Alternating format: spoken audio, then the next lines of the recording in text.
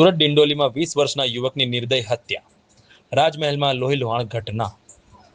સુરતના ડિંડોલી વિસ્તારમાંથી એક હૃદય કંપાવી દેતી ઘટના સામે આવી છે। રાજમહેલ મોલ ખાતે એક 20 વર્ષીય યુવકની હત્યાએ સમગ્ર વિસ્તારમાં ચકચાર મચાવી દીધી છે। પ્રાથમિક માહિતી મુજબ મૃતકનું નામ રાજ દુબે હોવાનું સામે આવ્યું છે। મળતી માહિતી અનુસાર તે બાઇક લોન રિકવરીનું કામ કરતો હતો। ઘટના મોડી રાત્રે આશરે 12 વાગ્યાની હોવાનું જણાઈ રહ્યું છે। ઘટનાની જાણ થતાં ડિંડોલી પોલીસ તાત્કાલિક સ્થળ પર પહોંચી હતી અને સમગ્ર મામલે તપાસ શરૂ કરી છે। હાલ હત્યા પાછળનું સાચું કારણ શું છે, આરોપી કોણ છે અને આખરે આ ઘટના કેવી રીતે બની, તે તમામ પ્રશ્નોના જવાબ પોલીસ તપાસ બાદ જ સ્પષ્ટ થશે। પરંતુ મિત્રો, સૌથી દુઃખની વાત એ છે કે આજે કેટલાક યુવાનો માટે હત્યા કરવી કે કરાવવી જાણે સામાન્ય ઘટના બની ગઈ હોય એવું લાગી રહ્યું છે।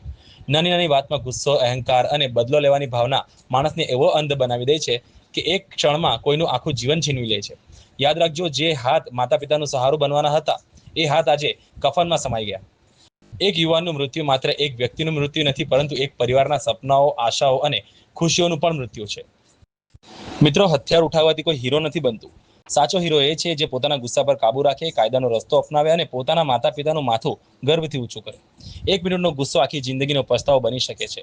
તેથી હિંસા નહીં, સમજદારી અને શાંતિનો રસ્તો પસંદ કરો। આવા જ સચોટ અને જવાબદાર સમાચાર માટે વાવ ન્યૂઝ ગુજરાતને લાઇક, શેર અને સબસ્ક્રાઇબ કરવાનું ભૂલશો નહીં। વાવ ન્યૂઝ, સુરત, ગુજરાત।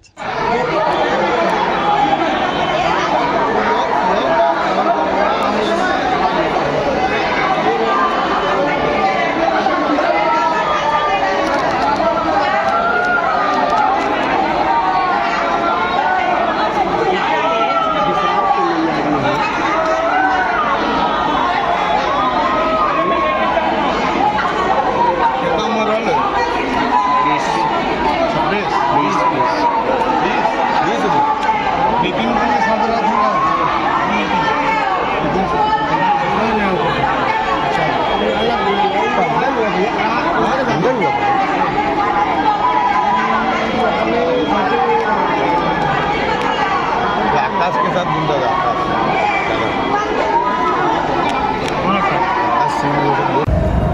आज रोज सवारे आशरे 7:45 आसपास डिंडोली पुलिस स्टेशन में एक इन्फॉर्म करवामां आव्युं कि भाई डिंडोली में राजमहल मॉल है, त्यां पहला माळे मॉल में एक लाश पड़ेली है। जे अनुसंधाने डिंडोली स्थानिक पुलिस, पीआई और तमाम स्थानिक पुलिस स्टाफ आव्यो।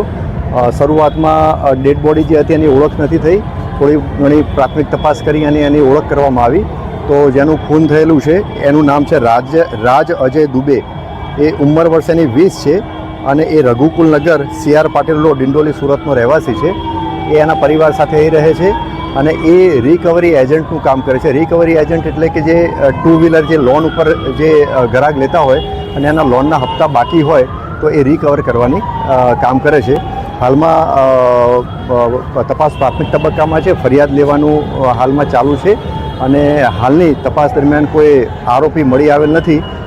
ટૂંકમાં અનડિટેક્ટ છે, પરંતુ હાલ પ્રાથમિક તબક્કામાં છે તપાસ અને આરોપીની શોધખોળ કરી અને ગુનો ડિટેક્ટ કરવામાં સ્થાનિક પોલીસ એ દિશામાં કાર્યવાહી કરી રહી છે।